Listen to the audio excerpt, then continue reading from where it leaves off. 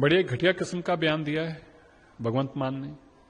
वो नरेंद्र मोदी जी से नफरत करते करते, विरोध करते करते भारतीय सेना से विरोध करने लगे और अब इस कदर आ गया कि देश की बहन बेटियों के प्रति इस तरह के अपशब्द बोल के कहना कि मोदी वाला संदूर लगाओगी, जबकि आप भी जानते हैं कि हमने देश को सबको पता, ना कोई ऐसी बात थी ना कोई ऐसी।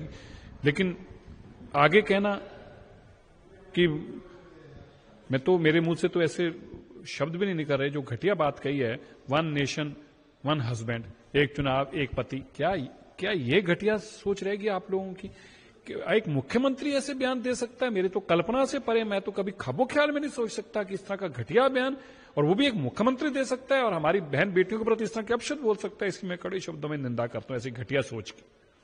राहुल गांधी ने भी बयान दिया सरेंडर को लेकर के, सरकार सरेंडर नहीं करती।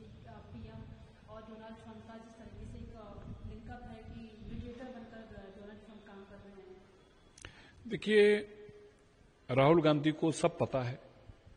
राहुल गांधी से बर्दाश्त ही नहीं हो रहा कि पूरी दुनिया में सिंदूर ऑपरेशन को लेकर क्यों लोग सारी बधाई हमारी सेना को और मोदी जी को दे रहे हैं और हमारी जीत के जश्न मना रहे हैं। राहुल गांधी जी द्वारा इतनी अशोभनीय, शर्मनाक भाषा का इस्तेमाल करना और ये कहना नरेंद्र सरेंडर कह दिया ट्रंप ने, मैं हैरान हूं कि वो देश के प्रति इस तरह की सोच रखते हैं, हमारे आर्मी के प्रति इस तरह की सोच रखते हैं। राहुल गांधी जी चीन से चंदा लेते हैं, पाकिस्तान की भाषा बोलते हैं, पर अब तो ऐसे लगता है कि जैसे आसिम मुनीर के कहने पे ऐसी बातें बोल रहे हो जो उनके वहां टीवियों पे वो चला सकें।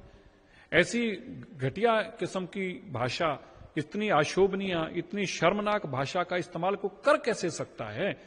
और राहुल गांधी तो मैं कभी सोचता हूं कि जिनके कारण उनका अस्तित्व है, इंदिरा गांधी, उनको श्रद्धांजलि देने गए, जूते पहन के चले गए।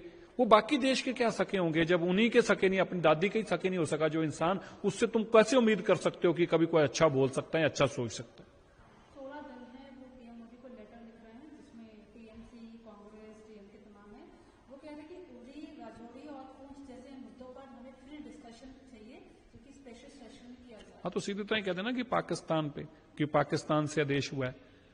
राहुल गांधी तो वही बोलते हैं जो पाकिस्तान चाहता है। तो ये मांग जो है राहुल गांधी और कांग्रेस की नहीं है पार्लियामेंट सेशन बुलाने की, ये तो पाकिस्तान की है, क्योंकि वो चाहते हैं कि अब राहुल गांधी ने पहले टीवियों पे तो हमारे हक में बोला है, अब पार्लियामेंट में खड़ा होकर जो आसिम मुनीर कहेगा राहुल गांधी जी को, वो पार्लियामेंट में भी खड़े होकर बोले, ऐसी उनकी भावना है। उनकी डेलीगेशन वापस आया है, तो रामगोपाल यादव समाजवादी पार्टी के लीडर है, वो कह रहे हैं कि कितने देश हमको समर्थन दे रहे हैं, अब ये भी बताइए।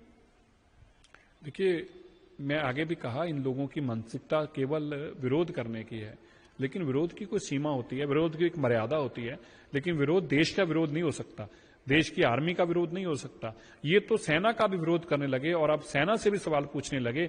ये तो किस कदर गंदी राजनीति में इन्होंने इस सारे ऑपरेशन को ले आए हैं, इसकी शायद देश के लोग कल्पना नहीं करते थे, लेकिन देश के लोग इसका जवाब भी देंगे इनको। सवाल है, वर्ल्ड का सबसे हाईएस्ट रेलवे ब्रिज है चिनाब ब्रिज, जिसका पीएम मोदी कश्मीर में इसको इनॉग्रेट करने वाले हैं, जो कि 6 जून को होगा। पहलगाम गांव के बाद इनॉग्रेशन बड़ा डेवलपमेंट है। जी, बड़ा डेवलपमेंट है। ये हमारे भारत की ताकत है, हमारे भारत का विजन है और मेरे देश के प्रधानमंत्री की सोच है।